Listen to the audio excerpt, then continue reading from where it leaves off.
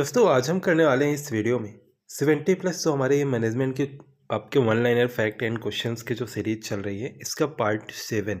अगर आपने प्रीवियस के सभी पार्ट नहीं देखे हैं तो आपको लिंक डिस्क्रिप्शन में है। पार्ट बाय पार्ट आप उन सभी वीडियो को देख लीजिए, क्योंकि यहाँ पे मुझे ऐसा रिव्यू मिल रहा है कि क्वेश्चंस जो है यहाँ से आपके पूछे जा रहे हैं और ये ऐसे प्रश्न हैं आपके जो कि आपके प्रीवियस एग्जाम में आए हुए हैं, प्रीवियस डीए में भी रिपीट हुए हैं। तो यहाँ से क्वेश्चन आप सभी को देखने को मिल सकते हैं।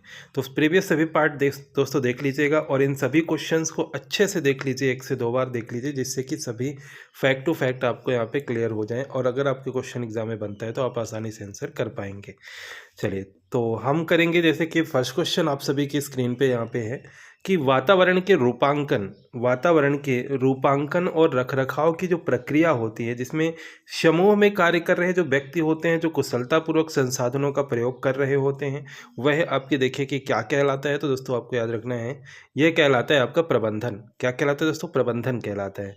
तो आपको यहाँ पे एक प्रबंधन की अगर हम बात करें तो एक डिफिनेशन मिल गई आपकी कि वातावरण के जो रूपांकन और रखरखाव की प्रक्रिया, जिसमें समूह में कार्य कर रहे व्यक्ति जो कुशलतापूर्वक संसाधनों का प्रयोग कर रहे होते हैं, वह क्या कहलाता है? तो वह कहलाता है दोस्तों प्रबंधन कहलाता है। क्या कहलाता है? प्रबंधन कहलाता है। ठीक है, नेक्स्ट क्वेश्चन कीजिएगा कि वह समय अवधि क्या कहलाती है जिसमें स्थायी परिसंपत्ति के निवेश को यदि पुनः प्राप्त किया जाता है? दोस्तों वह कहलाती है भुगतान वापसी की अवधि, या जिसे हम बोलते हैं पे बैक। ठीक है, तो वह समय अवधि क्या कहलाती है जिसमें स्थायी परिसंपत्ति के निवेश को पुनः प्राप्त किया जाता है?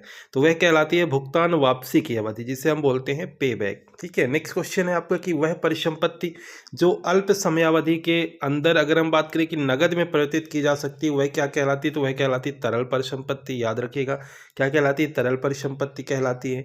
अगर हम बात करें गुडविल की साख की किस प्रकार की परिसंपत्ति का एक उदाहरण है, तो मैंने आपको पहले भी इससे रिलेटेड क्वेश्चन कराया था कि यह एक अमूर्त व स्थायी परिसंपत्ति है। गुडविल की बात की गई है आपके। ठीक है, गुडविल की बात की गई कि किस प्रकार की परिसंपत्ति का एक उदाहरण है, तो ये एक इंटेंजिबल होता है। इंटेंजिबल एंड अगर हम देखें तो आपकी बात करें तो स्थायी परिसंपत्ति का उदाहरण है आपके गुडविल। ठीक है, नेक्स्ट है किसी समस्या को हल करने के लिए और कार्यविधि की पहचान करने और चुनने की प्रक्रिया क्या कहलाती है? तो आपको याद रखना है कि यह कहलाता है आपके निर्णय। क्या कहलाता है? निर्णय कहलाता है। ठीक है, किसी समस्या को हल करने के लिए अगर हम बात करें किसी कार्यविधि की पहचान करना और चुनने की प्रक्रिया, जब आपसे पूछा जाए कि कुछ आपको सेलेक्ट करना हो कई सारे ऑप्शंस में, तो ऐसा अगर आपको बोला जाए तो आपकी ये होता है एक तरह से निर्णय की अगर हम देखें तो निर्णयन कहलाता है। जैसे नेक्स्ट है कि मजबूर और आपके नियंत्रित और जो निर्देशित लोगों के साथ प्रबंधित करने के लिए जो पारंपरिक दृष्टिकोण को प्रदर्शित करता है वह आपके कौन सा? तो ये आपके मैग्रेगर का एक्स सिद्धांत। मैग्रेगर का एक्स सिद्धांत जो है ये मजबूर, नियंत्रित और निर्देशित लोगों के साथ वह प्रबंधित करने के लिए पारंपरिक दृष्टिकोण को प्रदर्शित करता है। तो आपसे पूछा जाएगा, ऑप्शन दिया जाएगा मैग्रेगर का एक्स या एक्स सिद्धांत या बाई सिद्धांत, तो आपको याद रखना है मैग्रेगर का एक्स सिद्धांत। ठीक है, जो एक कंपनी सर्वश्रेष्ठ करती है उसे किस रूप में जाना जाता है दोस्तों? तो इसे जाना जाता है मूल सक्षमता के रूप में, या आपके बात करें तो कोर कॉम्पिटेंसी के रूप में जाना जाता है। जो एक कंपनी सर्वश्रेष्ठ करती है उसे किस रूप में जाना जाता है? उसे जाना जाता है मूल सक्षमता के रूप में। ठीक है, नेक्स्ट है कि जब एक व्यक्ति को 2 या 2 से अधिक विषम उम्मीदों को पूरा करना होता है, तब अगर हम देखें कि इसे क्या कहते हैं दोस्तों, इसे कहते हैं भूमिका संघर्ष। क्या बोलते हैं? भूमिका संघर्ष बोलते हैं। जब एक व्यक्ति क्या करता है, 2 या 2 से अधिक विषम उम्मीदों को पूरा करना होता है उसे, तो इसे हम क्या कहते हैं? भूमिका संघर्ष कहते हैं। ठीक है, याद रखिएगा आप सभी। एंड नेक्स्ट है कि वह लेखांकन अवधारणा जो बताती है कि व्यापार एक लंबी अवधि के लिए चलेगा, तो यह क्या कहलाता है? तो दोस्तों यह कहलाता है आपके सुनाम प्रतिष्ठान अवधारणा, या जिसे हम बोलते हैं गोइंग कॉन्सर्न कॉन्सेप्ट। क्या बोलते हैं? जिसे हम बोलते हैं गोइंग कॉन्सर्न कॉन्सेप्ट। ठीक है, तो वह लेखांकन अवधारणा जो बताती है कि व्यापार एक लंबी अवधि के लिए चलेगा, वह क्या कहलाता है? तो याद रखिएगा, यह कहलाता है सुनाम प्रतिष्ठान अवधारणा, जिसे हम बोलते हैं गोइंग कॉन्सर्न कॉन्सेप्ट। ठीक है, जितने भी क्वेश्चन हैं आपके सभी इंपॉर्टेंट क्वेश्चन है। जैसे कि आपका नेक्स्ट क्वेश्चन पूछेगा कि फॉर्म में भरी गई जो जानकारी होती है, आपसे पूछा गया फॉर्म में भरा गया जो ग्राहकों की प्रतिक्रिया होती है किस प्रकार की सूचना का एक उदाहरण होता है? तो आपको याद रखना है ये बाहरी सूचना होती है। ठीक है, बाहरी सूचना होती है जो फॉर्म में भरा गया जो ग्राहकों की एक प्रतिक्रिया होती है। ठीक है, फिर नेक्स्ट है कि किसी चयन परीक्षा को उचित परीक्षण देने के बाद दिए गए कार्य को करने की क्षमता के मापन के लिए जो संगठन द्वारा आयोजित किया जाता है वो क्या कहलाता है दोस्तों? ये कहलाता है एप्टीट्यूड टेस्ट। यानी कि किसी चयन परीक्षा को उचित परीक्षण देने के बाद दिए गए कार्य को करने के जो क्षमता के मापन के लिए जो संगठन द्वारा आयोजन किया जाता है क्या कहलाता है दोस्तों? यह कहलाता है आपके रुझान परीक्षण या एप्टीट्यूड टेस्ट कहलाता है। ठीक है, नेक्स्ट है वित्तीय लेखांकन मानक बोर्ड को किस नाम से जाना जाता है? तो वित्तीय लेखांकन मानक बोर्ड को FASB के रूप में जाना जाता है। और FASB का फुल फॉर्म क्या होता है आप सभी कमेंट करके बताइएगा, क्योंकि मैंने आपको पहले भी इससे रिलेटेड ये आपके फुल फॉर्म बताया था मैंने, तो आप सभी अगर आपने प्रीवियस पार्ट को देखा है तो ये आपको फुल फॉर्म पता होगा। तो आपसे बताइएगा FASB का फुल फॉर्म क्या होता है, कमेंट आने चाहिए आप सभी के। ठीक है, नेक्स्ट है निष्पादन पर निगरानी रखना और मापन करना, निर्धारित जो लक्ष्य हैं उनके साथ उसकी तुलना करना, और जो सुधारात्मक कार्रवाई करने की जो प्रक्रिया होती है किस नाम से जानी जाती है? दोस्तों याद रखिएगा, ये नियंत्रण करने किस नाम से? नियंत्रण करने के नाम से जानी जाती है। यानी कि अगर हम बात करें निष्पादन पर जो निगरानी रखना, मापन करना, निर्धारित जो लक्ष्य हैं उसकी तुलना करना, और अगर हम बात करें जो उसमें गलतियां मिल रही हैं उनको सुधार करना, तो ऐसा अगर हम देखें कौन करेगा? एक तरह से नियंत्रण करना। ठीक है, क्या कहलाएगा? ये तो नियंत्रण करना कहलाएगा। जैसे नेक्स्ट है कि मानव संसाधन प्रबंधन का निम्न में से कौन सा कार्य जो भविष्य मानव संसाधन आवश्यकताओं को पहचानना और कार्मिक जरूरतों के पूर्वानुमान को न सम्मिलित करना, तो कौन सा आपके देखें तो कार्य होता है? तो दोस्तों ये होता है नियोजन। क्या होता है? आपके नियोजन के अंतर्गत आता है। ठीक है, नेक्स्ट है प्रबलीकरण सिद्धांत किस पर आधारित होता है? तो दोस्तों प्रबलीकरण सिद्धांत जो होता है ये अधिगम सिद्धांत और स्किनर के सिद्धांत पर आधारित होता है। किस पर आधारित होता है? अधिगम सिद्धांत और स्किनर के सिद्धांत पर आधारित होता है प्रबलीकरण सिद्धांत। ठीक है, नेक्स्ट है कि जो तुलन पत्र या बैलेंस शीट है ये किस लेखांकन समीकरण पर आधारित होती है? तो ये परिसंपत्ति, या अगर हम बात करें तो परिसंपत्ति या देनदारियों और पूंजी पर अगर हम देखें तो आपकी आधारित होती है। जो बैलेंस शीट होती है किस लेखांकन समीकरण पर आधारित होती है? तो ये परिसंपत्ति, और बात करें तो देनदारी और पूंजी पर आधारित होती है। ठीक है, नेक्स्ट है कि किस कर्मचारी शेयर योजना में कंपनी कर्मचारी को एक भविष्य की तिथि पर शेयर लेने का विकल्प प्रदान करती है? दोस्तों तो आप सभी को याद रखना है, यह है आपके कर्मचारी स्टॉक विकल्प अधियोजना। जो क्या होता है? जो कर्मचारी शेयर योजना में कंपनी कर्मचारी को एक भविष्य की निधि, भविष्य की जो तिथि पर शेयर लेने का विकल्प प्रदान करता है। यानी कि अगर हम बात करें जो आपके आगे के समय के लिए अगर हम बात करें शेयर लेने का जो विकल्प प्रदान करता है, तो एक तरह से ये स्टॉक के अंतर्गत आएगा, कर्मचारी स्टॉक विकल्प अधियोजना के अंतर्गत आएगा। ठीक है, याद रखिएगा आप सभी। जैसे कि नेक्स्ट आपसे पूछा जाए कि मध्य स्तर के प्रबंधक जो होते हैं किसके बारे में चिंतित होते हैं? तो जो मध्य स्तर के प्रबंधक होते हैं ना, प्रभागी उद्देश्यों के बारे में, जो आपके संस्था के उद्देश्य हैं उन उद्देश्यों को प्राप्त करने के लिए अगर हम देखें कौन चिंतित होता है, तो जो मध्य स्तर के प्रबंधक होते हैं। ठीक है, एक तो हो गया निम्न स्तर, एक मध्य स्तर, एक उच्च स्तर। तो जो मध्य स्तर के प्रबंधक होते हैं वो इन उद्देश्यों के बारे में चिंतित होते हैं। ठीक है, जैसे नेक्स्ट है कि जब व्यापार का जो मालिक है अपने निजी प्रयोग के लिए जब व्यापार से धन निकालता है, तो अगर हम देखें इसे क्या कहते हैं? तो इसे कहते हैं आहरण। ठीक है, इसे क्या बोला जाता है? इसे आहरण बोला जाता है, जब वह निजी अगर हम देखें प्रयोग के लिए व्यापार से धन निकालता है तो। ठीक है, नेक्स्ट है कितने समय अवधि के अंदर होने वाले लेन देन के लिए वित्तीय खाते तैयार किए जाते हैं आपके? तो ये आपके 12 माह के लिए। कितने के लिए? 12 माह के लिए, 12 मंथ अगर हम बात करें तो। ठीक है, जो कि आपके इतने समय अवधि के अंदर होने वाले जो लेन देन के लिए वित्तीय खाते तैयार किए जाते हैं, यानी कि जो आपके एक तरह से 12 मंथ का जो लेन देन होता है उसके लिए वित्तीय खाते तैयार किए जाते हैं। अब जैसे आपका कि संगठन में प्राधिकरण के 3 प्रमुख प्रकार कौन कौन से हैं? तो आपको याद रखना है कि जैसे लाइन हो गया, स्टाफ हो गया और आपके प्रकार्यात्मक। यानी कि अगर हम बात करें तो ये संगठन में प्राधिकरण के 3 मुख्य प्रकार हो जाएंगे। ठीक है, जैसे कि आपके बात करें व्यवसाय की कुल चालू परिसंपत्ति, व्यवसाय की कुल चालू परिसंपत्ति में निवेशित जो पूंजी को किस रूप में जाना जाता है?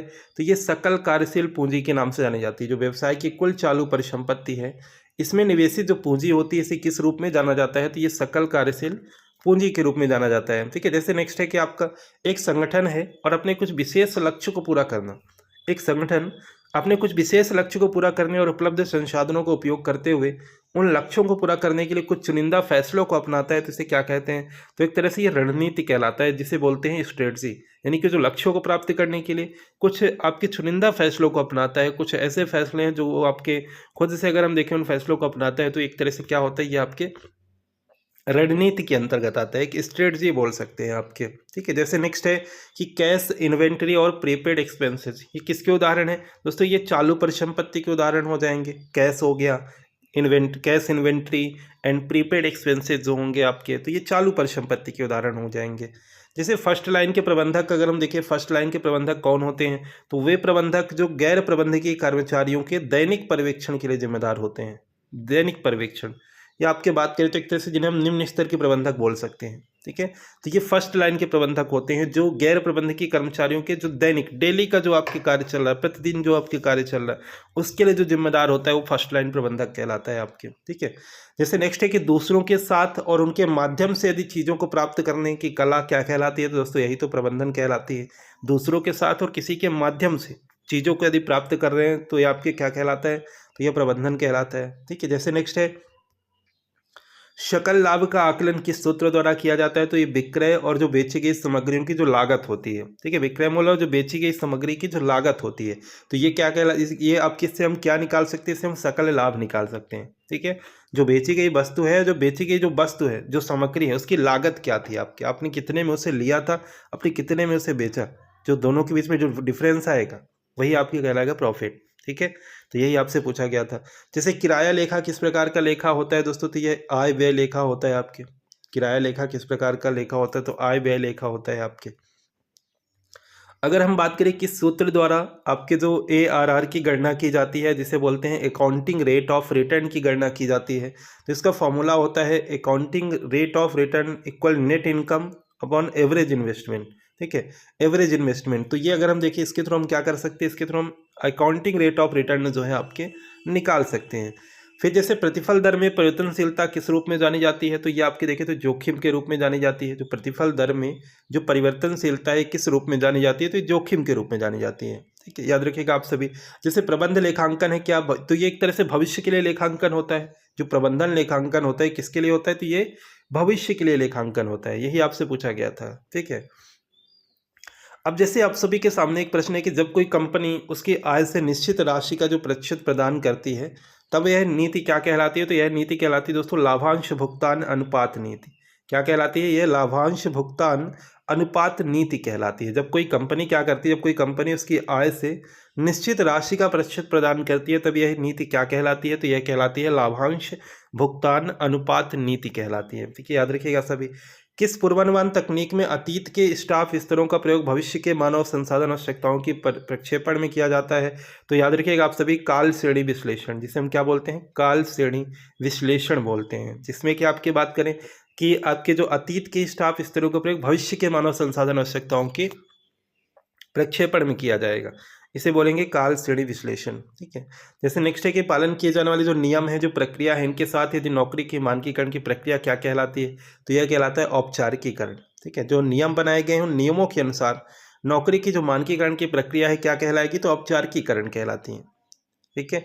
जैसे नेक्स्ट है कि कंपनी की जो ईवीआईटी और शेयरधारकों के बीच उपलब्ध आय के रिश्ते को किस रूप में जाना जाता है, तो इसे जाना जाता है वित्तीय प्रभावन क्षमता के रूप में। किस रूप में, वित्तीय प्रभावन क्षमता के रूप में जाना जाता है आपके। नेक्स्ट है बोनस शेयर जारी किए जाते हैं किन्हें, तो जो आपके मौजूदा कर्मचारी होंगे, जो मौजूदा कर्मचारी होंगे उन्हीं को बोनस दिया जाएगा ना आपके। ठीक है। आसान सा है। बोनस जारी किए जाते हैं किसे, तो जो मौजूदा कर्मचारी होंगे संस्था के, उनको मुफ्त में जो दिया जाता है वो आपके बोनस कहलाता है।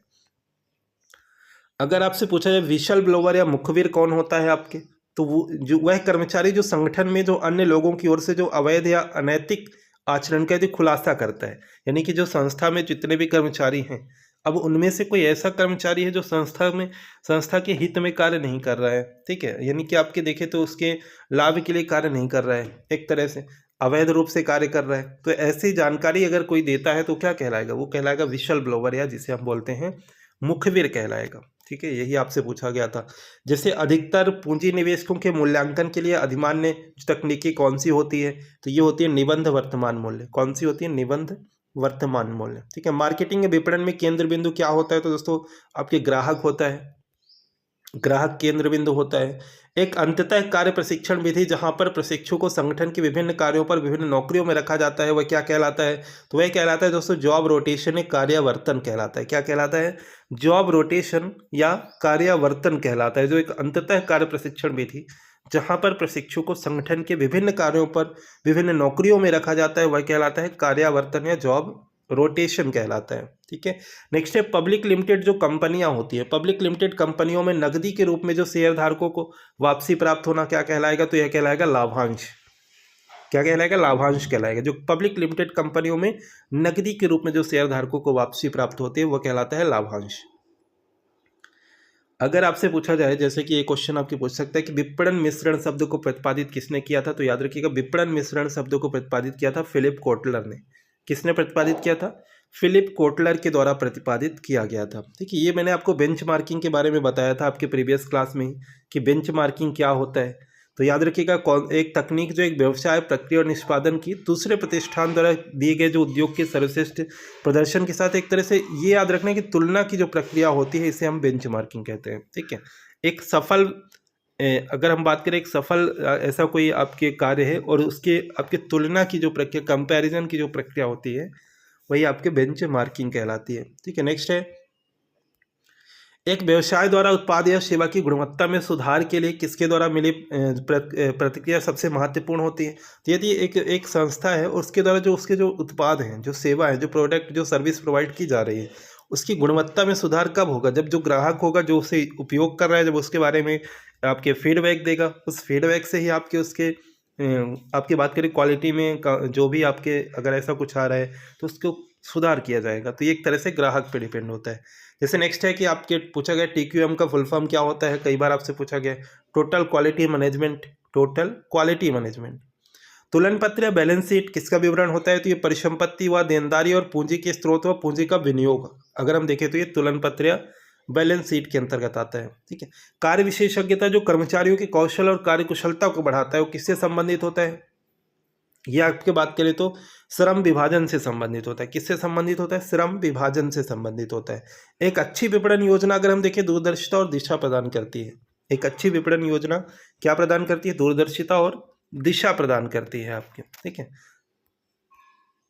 जैसे कि नेक्स्ट है कि अगर उत्पाद का लाभ मार्जिन कम हो, यदि उत्पाद का जो प्रोडक्ट है उसका जो लाभ मार्जिन अगर हम देखें आपको प्रॉफिट मार्जिन जो है आपको कम है और बिक्री राजस्व जो है बढ़ जाता है, तो ऐसे में उत्पाद की मांग को हम क्या कहते हैं? तो याद रखिए कि यही कहलाता है मूल्य प्रत्याशितता। क्या कहलाता है? मूल्य प्रत्याशितता कहलाता है। नेक्स्ट है कि किसी भी संगठन में जिम्मेदारियों का एक अदृश्य स्तर माना जाता है जो प्रबंधन के सर्वोच्च स्तर से फैसले लेते हुए सबसे निचले स्तर पर विस्तारित होता है। इसे हम क्या कहते हैं? इसे हम कहते हैं समादेश श्रृंखला, और जिसे हम बोलते हैं चेन ऑफ कमांड। यानी कि कोई भी किसी भी संगठन में जो जिम्मेदारियों का एक जो अदृश्य स्तर माना जाता है, जो प्रबंधन के सर्वोच्च स्तर से फैसले जो सर्वोच्च स्तर से फैलते हुए सबसे निचले स्तर तक विस्तारित, जो आपको दिखता नहीं है एक तरह से, जो आपकी कोई संस्था है, कोई ऑर्गेनाइजेशन है, जो आपके टॉप मैनेजमेंट और जो आपके एक तरह से निम्न स्तरीय जो मध्य स्तरीय के बीच में जो आपके एक सीरीज होती है, एक श्रृंखला होती है, जो आपके कार्य करने का जो आपके एक फैसले लेने का जो आपके एक स्तर होता है वो आपके देखें तो एक अदृश्य माना जाता है। तो अगर हम देखिए क्या कहलाता है तो ये समादेश श्रृंखला कहलाती है या चेन ऑफ कमांड कहलाता है। ठीक है, नेक्स्ट है डाटा को वह संग्रह जिसे अलग अलग लोगों द्वारा इस्तेमाल किए जाने के लिए डिजाइन किया जाता है, वो क्या कहलाता है? तो वह कहलाता है दोस्तों डेटाबेस। क्या कहलाएगा? डेटाबेस कहलाएगा। अब जैसे कि अगर हम बात करें उपभोक्ता के लिए निर्माता से एक उत्पाद लाने में शामिल विभिन्न संगठनों के क्रम को किस रूप में निर्दिष्ट किया जाता है? तो ये वितरण सारणी या चैनल ऑफ डिस्ट्रीब्यूशन के रूप में अगर हम देखें तो निर्दिष्ट किया जाता है। जो उपभोक्ता के लिए जो निर्माता से एक उत्पाद लाने में शामिल जो विभिन्न संगठन हैं उनके क्रम को अगर हम देखें किस रूप में निर्दिष्ट करते हैं तो ये एक चैनल डिस्ट्रीब्यूशन के रूप में, वितरण सारणी के रूप में निर्दिष्ट करते हैं। ठीक है, किसी विधि में कर्मचारियों को कंपनी के लाभ का एक हिस्सा प्राप्त होता है तो ये आपके लाभ सहभाजन में। ठीक है, किस विधि में कर्मचारियों को कंपनी के लाभ का एक हिस्सा प्राप्त होता है तो ये प्राप्त होता है लाभ सहभाजन में प्राप्त होता है। ठीक है, नेक्स्ट एंड लास्ट क्वेश्चन है कि जो बही खाते में जनरल से खाते में डेबिट और क्रेडिट मदों को जो स्थानांतरित करने की जो प्रक्रिया होती है क्या कहलाती है? तो यह कहलाती है दोस्तों प्रविष्टि। क्या कहलाती है? यह कहलाती है प्रविष्टि कहलाती है। ठीक है, तो आज के ये क्वेश्चन आप सभी ने देखे एंड वीडियो को आप सभी लाइक जरूर करें, शेयर करें, प्रीवियस पार्ट को जरूर देख लीजिएगा और सभी क्वेश्चन को 1 से 2 बार आप जरूर देखें, जिससे कि अगर आपके एग्जाम में क्वेश्चन बनते हैं तो आप सभी उन्हें आसानी से कर पाएँ। एंड आप सभी अपने डेट की एग्जाम डेट जरूर बताइएगा कब है आपका एग्जाम, जिससे उसी के अकॉर्डिंग आपको वीडियो प्रोवाइड किया जा सके। वीडियो को लाइक कीजिएगा एंड शेयर कीजिएगा अपने सभी दोस्तों के साथ, और चैनल पर अगर आप नए हैं तो जुड़ जाइएगा। ठीक है, मिलते हैं नेक्स्ट वीडियो में। Thank you.